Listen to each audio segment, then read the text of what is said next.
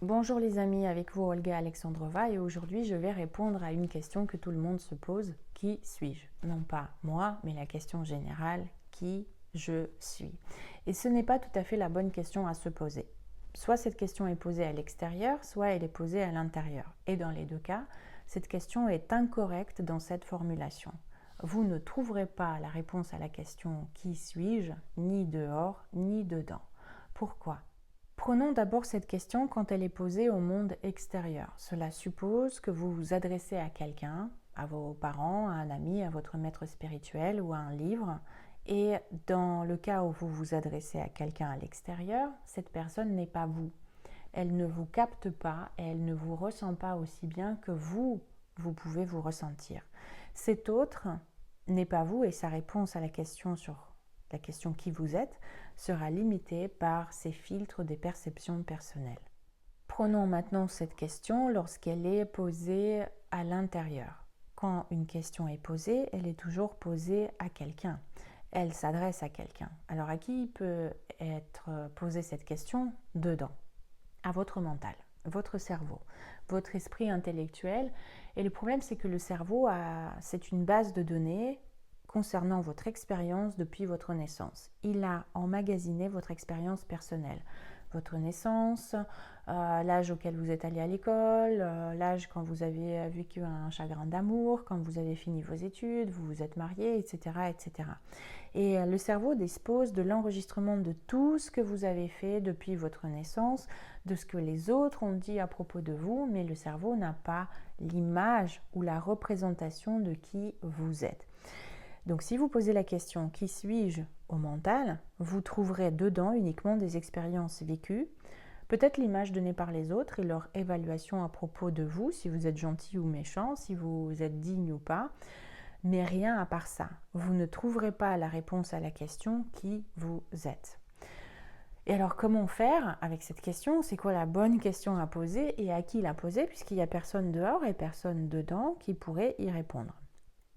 Cette question, dans son autre formulation, pourrait ressembler à comment pourrais-je me trouver, comment arriver à soi et où se trouve ce moi-je. Et là, vous allez vous apercevoir que le je se trouve au-delà des frontières de votre mental. Il faut sortir à l'extérieur pour trouver les premières réponses. Parce que le mental, c'est comme un enregistreur de votre vie, comme une boîte noire dans un avion qui enregistre tout ce qui se passe à bord, mais la boîte noire n'enregistre pas l'image de l'avion et la représentation de qui est l'avion. Il faut sortir en dehors du mental pour se rencontrer. Et quand vous sortez à l'extérieur de votre mental, vous vous trouvez ailleurs, dans le monde immatériel. Et c'est depuis cet endroit qu'on peut déjà avoir les premières réponses concernant la nature de qui je suis. Il faut être au bon endroit pour répondre à cette question.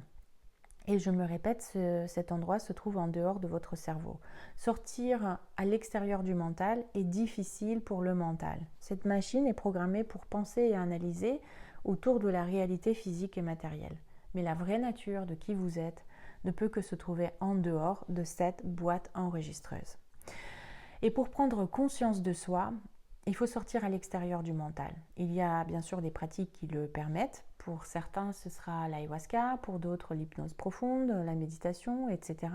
Mais surtout, il s'agit de changer de régime d'observation. Ça veut dire sortir de la prison du mental qui est enfermée dans le périmètre de la perception des choses à travers les 5 sens. C'est arrêter de croire que nous sommes uniquement notre corps physique, arrêter de croire que seule la réalité matérielle existe.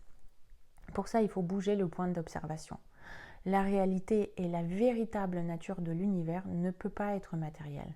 Et le moi-je, dont on a l'habitude, est plutôt le corps physique et la perception de ce monde à travers les organes des sens pour notre mental. Nous interprétons la réalité à travers les filtres de nos 5 sens.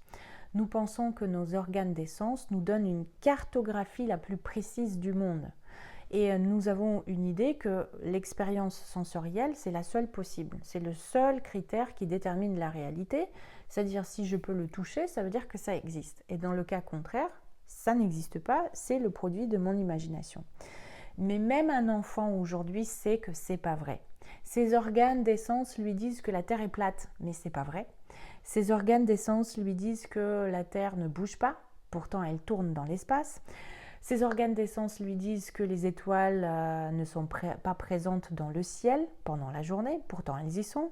Ses organes d'essence lui disent que le champ électromagnétique, il n'y a pas, que les ultrasons, les infrasons, ça n'existe pas, que les chiffres qui nous entourent et la réalité numérique n'existe pas, alors que pourtant elle est partout, réunie en chiffres, réunie en nombres, et toute la réalité de cet univers comporte plusieurs niveaux, vibratoire, électrique, magnétique, chimique, numérique et physique. Donc pour répondre à la question « Qui suis-je ?», il est nécessaire de sortir en dehors de la perception limitée qui s'offre à notre cerveau analytique. Voilà les amis, c'était une petite vidéo très courte qui porte à réflexion. Si elle vous a plu, je vous remercie pour vos likes, vos partages et vos commentaires. Et moi, je vous retrouve dans les prochaines vidéos.